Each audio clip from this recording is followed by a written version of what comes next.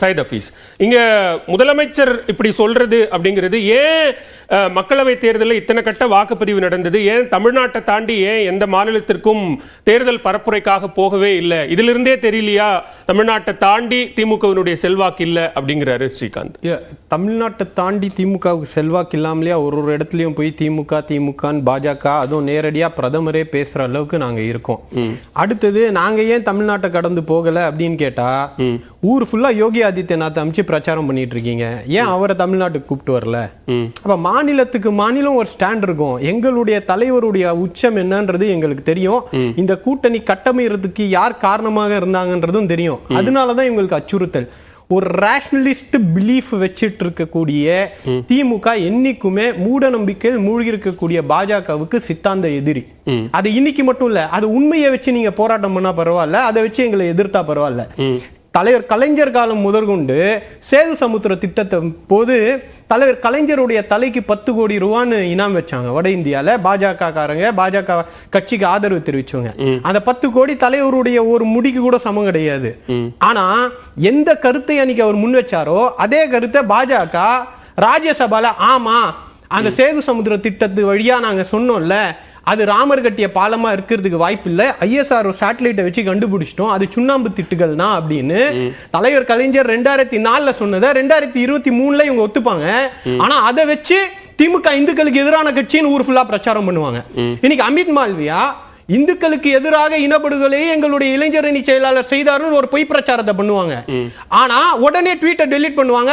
அந்த அர்த்தத்துல பேசல, கேஸ் போட்டவனே பெயில்ல போய் மன்னிப்பு கேட்கிறது. ஸ்ரீகாந்த் ரொம்ப தெளிவா ஒரு விஷயத்தை சொல்றாரு. என்னன்னா, நீங்க இங்க சனாதனம் குறித்து பேசினாலோ அல்லது இந்துக்களுக்கு எதிராக பேசினாலோ அதற்கு பதிலடி கொடுக்கிற வகையில தேர்தல் பரப்புரையில எந்த மாநிலத்துக்கு போனாலும் அதை பற்றி பேசத்தான் செய்வோம் அப்படிங்கிறாரு. ஏன் அதை முதலமைச்சர் வன்மத்தை கக்குவது, வதந்தி பரப்புவது அப்படின்னு ஏன் கோட் பண்ணணும்? ரெண்டு உதாரணம் சொல்லிட்டேனே. இந்துக்களுக்கு இன்னப்படுகொலை செய்யணும்னு எங்கேயாவது எங்களுடைய இளைஞரணி செயலாளர் பேசியிருக்காரா? அத பாஜகவுடைய தேசிய ஊடக அணி செயலாளர் பொய்ய பரப்புனார்ல, இதுதான் பிரச்சனையா பேசுறோம். நீங்க 10 வருஷம் ஆட்சி செஞ்சிருக்கீங்க. 10 வருஷத்துல உங்களுடைய சாதனைகளை பத்தி பேசுறதுக்கு இன்னும் பாதுகாப்பு. காஷ்மீரை பத்தி எல்லாம் அண்ணன் பேசினாரு. GST போன வருஷத்தை விட இன்னி குறைஞ்சிச்சு. அங்க இருக்கக்கூடிய பண்டிட்டுகளை தீவிரவாதிகள் மாட சாப்பிட மாத்தி கொலை செஞ்சுக்கிட்டே இருக்காங்க. 2 நாள் முன்னாடி ராஜஸ்தான்ல இருந்து டூருக்கு போன டூரிஸ்ட் கான்வாய் மேல துப்பாக்கி சூடு நடத்தப்பட்டிருக்கு. இங்க உட்காந்துட்டு ஆஸ்ட்ரிச் மைண்ட்ல காஷ்மீர்ல எல்லாமே நல்லா இருக்கு, மணிப்பூர்ல எல்லாமே நல்லா இருக்குன்னு அப்படியே கண்ணை மூடிட்டு இருந்தா, இத்தனை ஆண்டு கால சூழலை இப்படி மாத்தி இருக்கிறோம்ல அப்படிங்கறாங்க. பாலா நீங்களும் அப்படியே சொல்றீங்க. நான் உதாரணத்தை சொல்றேன். 2 நாள் முன்னாடி டூரிஸ்ட் மேல துப்பாக்கி சூடு நடந்திருக்கு. இதுக்கு முன்னாடி ராணுவ வீரர்களுக்கும் தீவிரவாதிகளுக்கான இருந்த போர் இன்னைக்கு சிவிலியன்ஸ் நோக்கி அவங்க யுக்தியை மாத்தி இருக்காங்க. சிவிலியன்ஸ் உடைய உயிருக்கு ஆபத்து இருக்கு. அதனால சூழல் மாறிச்சுன்னு ஒரு பொய்ய கட்டமைச்சுக்கிட்டு இருக்கிறத அனுமதிக்க முடியாதுன்றேன். மணிப்பூர்ல என்னாச்சு? பிரச்சனை ஓடிட்டு தானே இருக்கு. இன்னுமுமே காவல்துறை அதிகாரிகள் இவர்களுடைய ஆட்சியில தானே துப்பாக்கியை கொண்டு வந்து சரண்டர் பண்ணி எங்களுக்கு முழு சுதந்திரத்தை கொடுக்க மாட்டேன்றீங்க, அரசியல் நடந்துகிட்டு இருக்குன்னு சொல்லி துப்பாக்கியை சரண்டர் பண்ணிட்டானுங்க. எங்களை மீத்தைகளுக்கு எதிராக செயல்பட அனுமதிக்க மாட்டேன்றாங்கன்னு. அப்ப இவ்வளவு பிரச்சனை நடந்துகிட்டே இருக்குது. ஆனா ஒன்னும் பிரச்சனை இல்ல, எல்லாம் சரியா இருக்கு. மதவெறியர்கள்னு ஏன் நாங்க சொல்றோம்னா, மதவெறி பிரச்சாரம் நாங்க ஏன் சொல்றோம்னா, எங்களுக்கு எலெக்ஷன் கமிஷன் மீது 1000 குற்றச்சாட்டுகள் இருக்கு, முழுமையா செயல்படலன்னு. அதான் அதே எலெக்ஷன் கமிஷன் பாரதிய ஜனதா கட்சியுடைய தேசிய தலைமைக்கு கொஞ்சம் உங்க வேட்பாளர்கள் ஸ்டார் கேம்பெயினர் பிரதமரை சொல்லாம சொல்லுது, கொஞ்சம் மதவாதத்தை குறைக்க சொல்லுங்க. காங்கிரஸ் குற்றம் சாட்டினாங்க, ஆனா மதவாதம்ன்ற பேர்ல குற்றம் சாட்டல. மதவாதத்தை எலெக்ஷன் கமிஷன் அக்னாலேஜ் பண்ணி இருக்கு. அப்ப இவங்க சொன்ன மாதிரி பிரதமர் சொல்றார், இந்தியா கூட்டணியில் இடம்பெற்றிருக்கக்கூடிய பெரும்பான்மையான மாநில கட்சிகள் ஆழமான வகுப்புவாதிகள், அவர்கள் சாதி வெறியர்கள். அவங்க இப்போ இவர் இஸ்லாமியர்களுக்கு இடஒதுக்கீட்டை எடுத்துக் கொடுப்பது, இஸ்லாமியர்களை சிறுபான்மையினரை மையப்படுத்தி எல்லா விஷயத்தையும் பிளான் பண்றதே அதன் அடிப்படையில் ஆனதுதான் அப்படிங்கிறாரு. அவங்க மெஜாரிட்டி அப்பீஸ்மென்ட் பண்ணிட்டு இருக்காங்க. பெரும்பாலான இந்துக்களுக்கு அவங்க கேட்கிற அக்னிபத் ஸ்கீம்னால எங்களுக்கு பாதிப்புன்றான். அதுக்கு என்ன பதில்?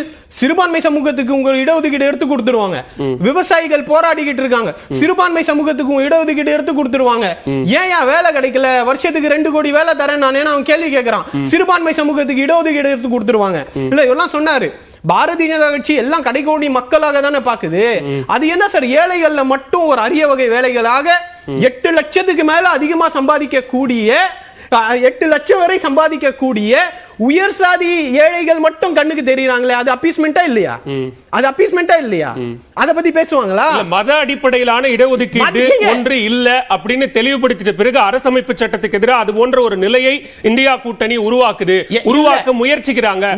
அதை தெளிவுபடுத்த வேண்டியது இந்தியா கூட்டணி கட்சிகளுடைய பொறுப்பு இல்லையா? இல்ல, அது வதந்தின்றேன். எங்க சொல்லி இருக்காங்க மத அடிப்படையில இடஒதுக்கீட கொடுக்கவே முடியாது. அப்படி கொடுக்கணும்னா ஒரு கான்ஸ்டிடியூஷனல் அமெண்ட்மென்ட் கொண்டு வரணும்.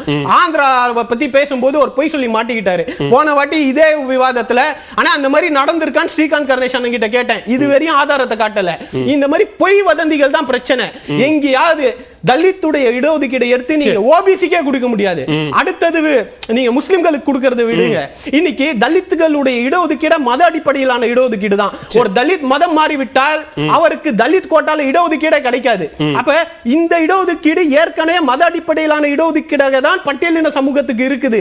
கிறிஸ்துவராகவோ முஸ்லிமாகவோ தலித் மதம் மாறினால் அவருக்கு அந்த ஆம்பிட்ல இருந்து வெளியே வந்துடுறாரு. எந்த இடத்திலையும் இந்தியா கூட்டணி மத அரசியலை செய்வதில்லை. மத அரசியலை பாரதிய ஜனதா கட்சி செஞ்சுக்கிட்டு இருக்கு. மேஜர் மெஜாரிட்டி அப்பீஸ்மென்ட் அத பண்றத வெளியே காட்டிக்க கூடாதுன்றதுக்காக எதிர்க்கட்சிகளை பார்த்து மைனாரிட்டி அப்பீஸ்மென்ட் எது மெஜாரிட்டி அப்பீஸ்மென்ட் தெரியுமா? ஒருத்தர் மாட்டிருச்சி கொலை ஒரு உதாரணம் சொல்றேன். எது அப்பீஸ்மென்ட்னு? அப்பீஸ்மென்ட் எதுனா ஒரு முஸ்லிம கொலை செஞ்சு ஜெயில இருந்து பெயில்ல வரவன பாரதிய ஜனதா கட்சியோட ஒரு ஒன்றிய அமைச்சர் ஜெயிலுக்கு போய் மாலை போட்டு வர வைக்கிறார்ல, இதுதான் மெஜாரிட்டி அப்பீஸ்மென்ட். இதுக்கு எதிராக நிக்கிறது அந்த சமூகத்துடைய குரலுக்காக நிக்கிறது. அத மைனாரிட்டி அப்பீஸ்மென்ட்டா சொல்றது இவர்களுடைய பொய் பிரச்சாரம். ஓகே, முதற்கட்ட பார்வையை நான் எடுத்துக்கிறேன். திரு அரவிந்த் குணசேகர், தற்போதைய சூழல்ல இறுதி கட்டத்தை நோக்கி பரப்புரை போயிட்டு இருக்கு. ஆனா தொடர்ச்சியா பிரதமருடைய விமர்சனம் இந்தியா கூட்டணி கட்சிகள் மேல கடுமையாக இருக்கிறது. ஆனா முதலமைச்சர் பரப்புரையா இல்லாம அது தொண்டர்களுக்கான கடிதமா எழுதியிருக்கிறாரு. மதவாதிகள் எங்கு போனாலும் திமுகவை தாக்குகிறார்கள், வன்மத்தை கக்குகிறார்கள், வதந்தியை பரப்புகிறார்கள் அப்படின்னு சொல்லி இருக்கிறாரு. நிறைவு கட்டத்தை எட்டுகிற நேரத்தில் இப்படியான ஒன்றை தொண்டர்களுக்கு சொல்கிறார் அப்படின்னா அவர் சொல்ல வரக்கூடிய செய்தி என்ன?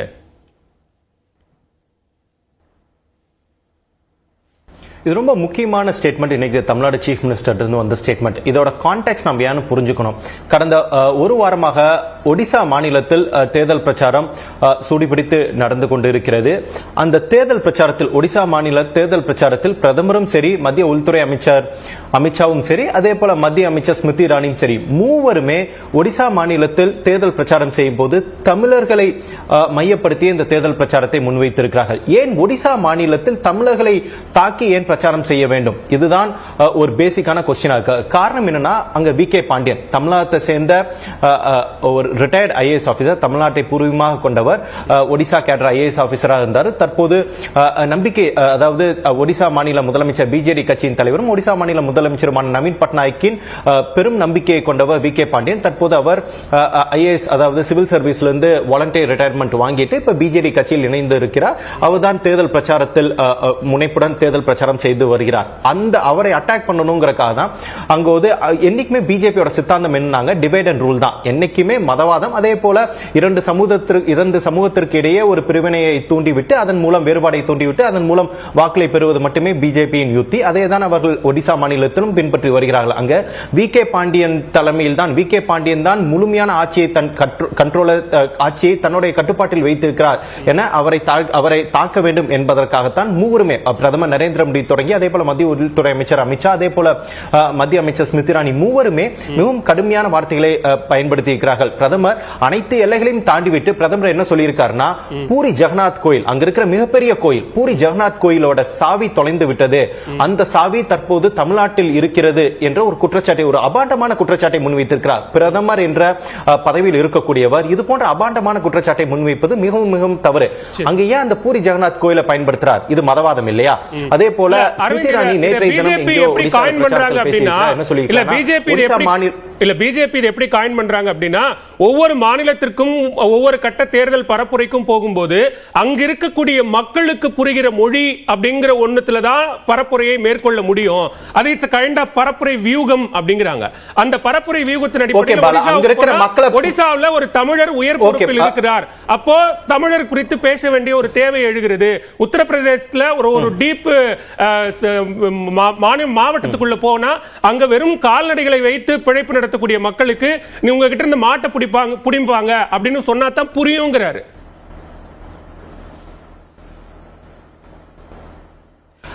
பாலா, பொதுவான தேர்தல் பிரச்சாரம் என்ன எப்படி இருக்கும்னா, நாங்கள் ஆட்சிக்கு வந்தா நாங்க இதெல்லாம் செய்வோம். இந்த கடந்த பிஜேடி தலைமையிலான நவீன் பட்நாயக் தலைமையிலான ஆட்சி ஒடிசாவில் மக்களுக்கு என்னென்ன பிரச்சனைகளை ஏற்படுத்தி இருக்கிறார்கள், நாங்கள் ஆட்சிக்கு வந்தால் இதை செய்வோம். இதுதான் பிரச்சாரமா இருக்கணும்.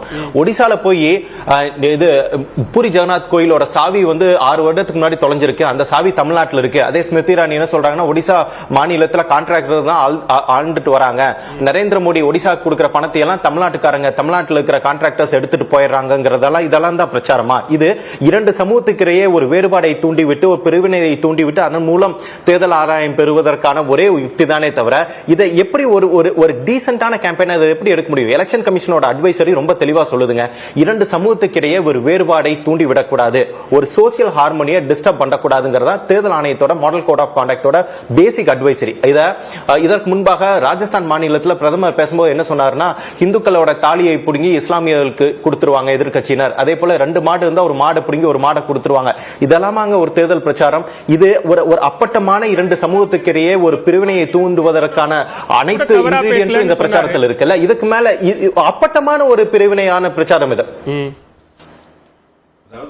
முடிச்சிட்டோம். வெளியில இருந்து பேசுறாங்க, டெல்லியில இருந்து பேசுறாங்க. நான் உங்களுக்கான வாய்ப்பு கொடுக்கிறேன். அவருக்கு தான் ஒரு கேள்வி முடிச்சிட்டாரு. இல்ல நான் கேட்டிருக்கேன். சோ பாலா, இதுல ரொம்ப சிம்பிள். பாஜகவோட சித்தாந்த எதிரி இந்தியாவோட எல்லா பக்கம், இந்தியாவோட ஒவ்வொரு மாநில கட்சியிலும் எடுத்துக்கோங்க, தேசிய அளவுல பாஜகவோட சித்தாந்த எதிரினா திமுக மட்டும்தான். ஏன்னா மதவாதத்தை கொண்டிருக்கும் பாஜகவோட ஒரே குறிக்கோள் என்ன? ஹிந்து, ஹிந்தி, ஹிந்துத்வா. அதுதான் பாஜகவோட அடிப்படை கொள்கை. அந்த கொள்கைக்கு ஒரு பேசிக் ஐடியாலஜிக்கு ஆப்போனண்டா இருக்கக்கூடியது இந்தியாவிலேயே திமுக மட்டும்தான். திராவிட கொள்கைகள் கொண்ட ஒரே கட்சி மட்டும்தான். திராவிட கொள்கைகள் கொண்ட திமுக, அதிமுக 2 கட்சிகள் மட்டுமே பாஜகவுக்கு கொள்கை ரீதியான எதிரியா பார்க்க முடியும். காங்கிரஸ் கொள்கை ரீதியான எதிரியா பார்க்க முடியாது, வேற எந்த கட்சியும் கொள்கை ரீதியான எதிரியா பார்க்க முடியாது. எனவே சித்தாந்த அடிப்படையில் பாஜகவினர் நம்மை எங்க போனாலும் நம்ம சித்தாந்தத்தை தாண்டி நம்மளோட அடையாளத்தையும் தாக்குகிறார்கள் என்பதுதான் தமிழக முதலமைச்சர் என்னுடைய இன்றைய கடிதமாக என்னோட புரிதலாக. முதற்கட்ட பார்வையை எடுத்துக்கிறேன்.